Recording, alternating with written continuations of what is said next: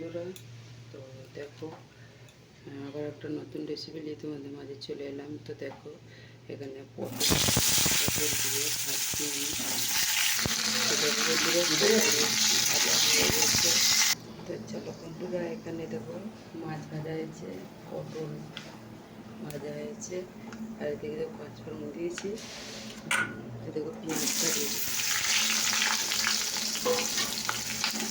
পেঁয়াজটা একটু ভাজা হবে।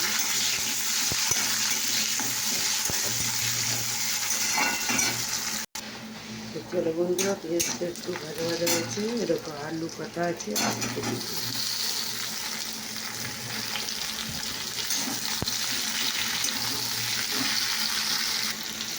বন্ধুরা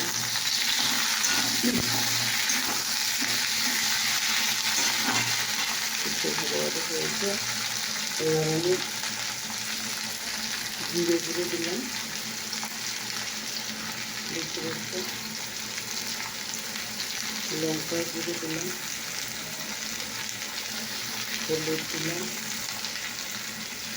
পরিমাণ মতো দিয়ে যেমন নুন খাবে তার তেমন নুন, আমরা যেমন খাই তেমন দিলাম, করে করে দেওয়া ফেলে দিলাম। তো দেখো বন্ধুরা, আমার মশলা কষা হয়ে গেছে, এবার আমি জল দিয়ে দিলাম।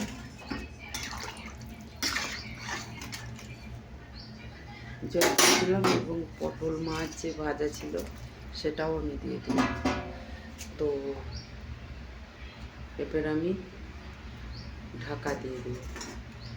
তো দেখো বন্ধুরা, দুধ চা হলো, চা হয়ে গেছে, অফ করে দিলাম। এখন এই দেখো ঝোল ফুটছে, ফুটছে, একটু টাইম লাগবে। তো তোমাদের কেমন লাগছে বলো, একটু হোক।